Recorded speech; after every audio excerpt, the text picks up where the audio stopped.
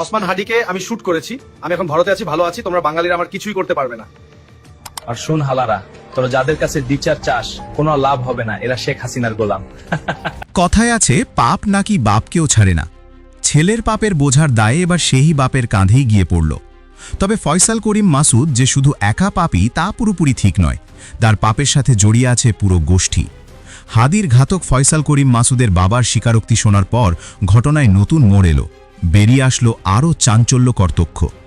রিমান্ডে বাবার মুখ থেকে বেরিয়ে এসেছে হাদিকে শেষ করার পর ঘাতক ফয়সালের শেষ কয়েক ঘন্টার সিনেমাটিক থ্রিলার স্টোরি। থ্রিলার এই স্টোরিকে হার মানায় যখন তার প্রেমিকার মুখ থেকে পুলিশ সত্য ঘটনা বের করে আনে।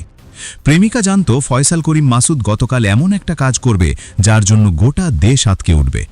সেই আতকে ওঠার মতো ঘটনা অবশেষে ঘটেই গেল। সবকিছু যেন একটা পরিকল্পিত ঘটনা, যা সিনেমার গল্পকেও হার মানায়। গল্পটা শেষ হয়নি, আরও বাকি আছে অনেকটা, যেটা আপনাকে স্তব্ধ করে দেবে। কারণ বাইক রেখে যখন ফয়সাল প্রাইভেট কারে করে পালিয়ে যায়, সেই প্রাইভেট কারটাও ছিল আগে থেকেই প্রস্তুত করা। সেই রহস্যটাও উন্মোচন করেছেন প্রাইভেট কারের মালিক, যাকে আটক করা হয়েছে।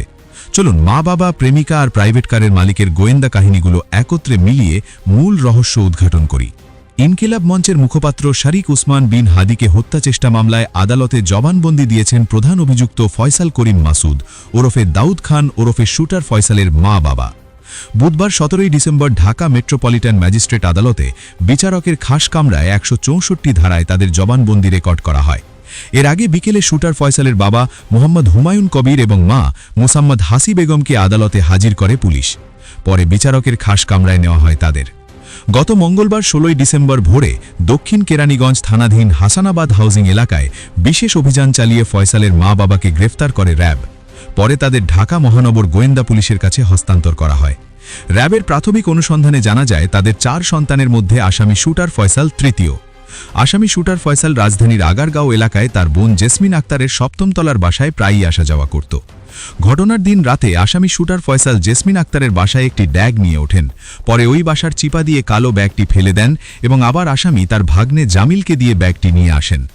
আসামি তার নিজ ব্যবহৃত 2টি মোবাইল ফোনের একটি ওই বাসার ছাদ থেকে ফেলে দেন, অন্যটি তার মা হাসি বেগমকে দিয়ে দেন। পরে সেখানে বাবা মার সঙ্গে দেখা করেন। সেখানে আসামি শুটার ফয়সাল তার অবস্থান নিরাপদজনক মনে না হওয়ায় আগারগাঁও থেকে মিরপুর, পরে শাহজাদপুরে আসামি মোহাম্মদ হুমায়ুন কবিরের ভাতিজা আরিফের বাসায় যান। শুটার ফয়সালের ব্যাগ নিয়ে তার বাবা মোহাম্মদ হুমায়ুন কবির একটি সিএনজি ভাড়া করে দেন এবং সঙ্গে কিছু টাকাও প্রদান করেন। পরবর্তীতে আসামিরা তার ছোট ছেলে হাসান মাহমুদ বাবলু ওরফের রাজের কেরানীগঞ্জের বাসায় আসে এবং তারা জোরাইন থেকে 2টি সিম কিনে ব্যবহার করে। এই ঘটনার আগের রাতে ফয়সাল করিম মাসুদ এমন একটা ইঙ্গিত তার প্রেমিকাকে দিয়েছিলেন যেটা খুবই ভয়ানক, কারণ তিনি উসমান হাদিকে শেষ করার প্ল্যান করছিলেন, যেটার কিছু ইঙ্গিত তার বান্ধবীকে দিয়েছিলেন। ঢাকার পল্টন এলাকায় জুলাই যোদ্ধা শরীফ উসমান বিন হাদিকে প্রকাশ্যে দিবালকে গুলিবর্ষণের ঘটনায় নতুন চাঞ্চল্যকর তথ্য উঠে এসেছে। হত্যাচেষ্টার ঠিক আগের রাতে শুটার ফয়সাল তার কথিত বান্ধবীকে জানিয়ে দিয়েছিল পরদিন সারা দেশ কাঁপাবে এমন একটা ঘটনা ঘটতে যাচ্ছে। এ তথ্য গ্রেফতার আসামিদের জিজ্ঞাসাবাদে প্রকাশ পেয়েছে, যা পুরো ঘটনাকে আরও রহস্যময় করে তুলেছে। আইনশৃঙ্খলা বাহিনীর তদন্তে জানা গেছে এটি ছিল একটি সুসংগঠিত গ্রুপের কাজ, যাতে অন্তত 20 জন জড়িত ছিল।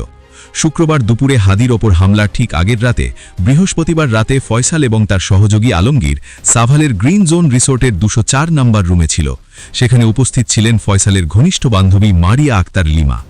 জিজ্ঞাসাবাদে মারিয়া স্বীকার করেছে সে রাতে ফয়সাল মারিয়াকে বলে, কাল শুক্রবার এমন কিছু হবে যা পুরো দেশ কাঁপাবে। পরদিন সকাল 8:27 তারা রিসোর্ট ছেড়ে ঢাকায় ফিরে আসে। ফয়সাল মারিয়াকে 3000 টাকাও দিয়ে যায়। রিসোর্ট ম্যানেজার রফিকুল ইসলাম বলেন, সিয়াম নামক কর্মচারীর মাধ্যমে তারা 4000 টাকায় রুম বুক করে। এ তথ্যগুলো গ্রেফতার আসামিদের রিমান্ডে ফাঁস হয়েছে।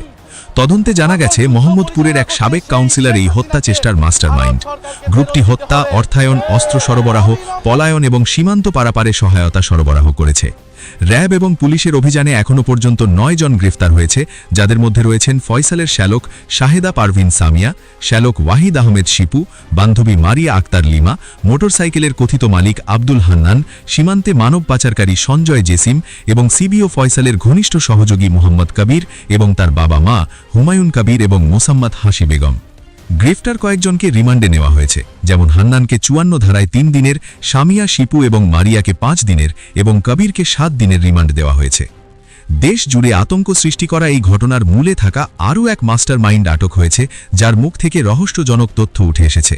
ইনকিলাব মঞ্চের আহ্বায়ক শারিফ উসমান বিন হাদিকে হত্যাচেষ্টা প্রধান সন্দেহভাজন ফয়সাল করিম মাসুদকে গাড়ি ভাড়া দেওয়া ব্যবসায়ী মুফতি নুরুজ্জামান নোমানী ওরফে উজ্জ্বলকে 3 দিনের রিমান্ড দিয়েছে আদালত। বুধবার সন্ধ্যায় ঢাকার অ্যাডিশনাল চিফ মেট্রোপলিটন ম্যাজিস্ট্রেট জাসিতা ইসলাম রিমান্ডের আদেশ দেন। গ্রেফতারের পর বুধবার তাকে আদালতে হাজির করে রিমান্ড আবেদন করেন মামলার তদন্ত কর্মকর্তা ডিবি পুলিশের মতিঝিল আঞ্চলিক টিমের পরিদর্শক ফয়সাল আহমেদ। আবেদনে বলা হয়, হত্যা করার পরই আসামি আত্মগোপনে চলে যায়। বিভিন্ন তথ্য প্রযুক্তি এবং সোর্সের তথ্য মোতাবেক আসামি নুরুজ্জামান ঘটনার সঙ্গে প্রত্যক্ষভাবে জড়িত। তিনি পালানোর জন্য ফয়সালকে গাড়ি দিয়ে সাহায্য করেন। শুনানিকালে নুরুজ্জামান নোমানীকে আদালতে হাজির করা হয়। শুনানিতে তদন্ত কর্মকর্তা ফয়সাল আহমেদ বলেন, মাইক্রোবাস দেওয়ার মাধ্যমে প্রধান আসামির পালানোর পথ সহজ করা হয়। রাষ্ট্রপক্ষে ঢাকা মহানগর পাবলিক প্রসিকিউটর ওমর ফারুক ফারুকি রিমান্ডের পক্ষে যুক্তি তুলে ধরেন। তিনি বলেন, ঘটনায় যারা জড়িত তাদের জিজ্ঞাসাবাদ করলে ফয়সালের অবস্থান খুঁজে পাওয়া যাবে। গুরুত্বপূর্ণ মামলা, হাদিকে নিয়ে সবাই চিন্তিত। তার রিমান্ড মঞ্জুরের প্রার্থনা করছি। নুরুজ্জামান নোমানীর পক্ষে কোনো আইনজীবী ছিলেন না। তার কিছু বলার আছে কিনা জানতে চান আদালত। তখন নুরুজ্জামান নোমানী আদালতকে বলেন, অনলাইন হোয়াটসঅ্যাপে ফয়সালের সঙ্গে আমার পরিচয়। আমার রেন্টেকার থেকে আগেও সে গাড়ি ভাড়া নেয়। গাড়ি ভাড়া করে সে সাটুরিয়া যেত এবং আলাউদ্দিন পার্কে আসত। 9 মাস আগে তার সঙ্গে আমার পরিচয়, কিন্তু গত 3 মাস আমাদের কোনো সাক্ষাৎ নেই। তিনি বলেন, আমি গাড়ির ব্যবসা করি, সে আমার কাছে গাড়ি ভাড়া নেয়। গত বুধবার আমার কাছে গাড়ি ভাড়া নিয়ে সাটুরিয়া যায়, সেখান থেকে আবার আলাউদ্দিন পার্কে আসে। শুক্রবার সে আমার কাছে গাড়ি ভাড়া চায়, কিন্তু আমার সব গাড়ি ট্রিপে ছিল। আমি আমার পরিচিত সুমন ভাইকে ট্রিপটা দেই। বিচারক তার কাছে জানতে চান ওই ড্রাইভারকে চেনেন কিনা। নুরুজ্জামান বলেন, হ্যাঁ। কোথায় আছেন তিনি? বিচারক জানতে চাইলে নুরুজ্জামান বলেন, ডিবিতে আছে, আমার সঙ্গে তাকেও নিয়ে এসেছে। নুরুজ্জামান বলেন, শুক্রবার ফোন করে বলে, ভাই আমি বিয়ে করেছি, আপনার ভাবনিকে নিয়ে একটু ঝামেলা হচ্ছে, গাড়িটা মৎস্য ভবন পাঠিয়ে দেন। সুমন গাড়ি নিয়ে মৎস্য ভবন যান। ফয়সাল আবার ফোন করে গাড়ি বিএনপি বাজার আগারগাঁও পাঠিয়ে দিতে বলে। আমি তখন ফয়সালকে বলি সুমন ভাইকে ফোন দিতে, পরে তারা যোগাযোগ করে। তিনি বলেন, দুষ্ট লোকটার সঙ্গে আমার পরিচয়, তখন তার চুল লম্বা ছিল, এখন টিভিতে দেখি চুল ছোট ছোট। এরপর বিচারক বলেন, আপনি রেন্টে কারের ব্যবসা করেন, রিমান্ড মানে শাস্তি না, তদন্ত কর্মকর্তাকে সহযোগিতা করেন, আপনার কিচ্ছু হবে না। পরে আদালত থেকে তার 3 দিনের রিমান্ড আদেশ আসে। প্রিয় দর্শক, এই ছিল আমাদের হাতে থাকা সর্বশেষ বিশ্লেষণ এবং গুরুত্বপূর্ণ তথ্য সরবরাহ করার এই আয়োজন। দেখা হচ্ছে পরবর্তী কোনো ভিডিওতে, ততক্ষণ আমাদের চ্যানেলের সাথেই থাকুন। ধন্যবাদ।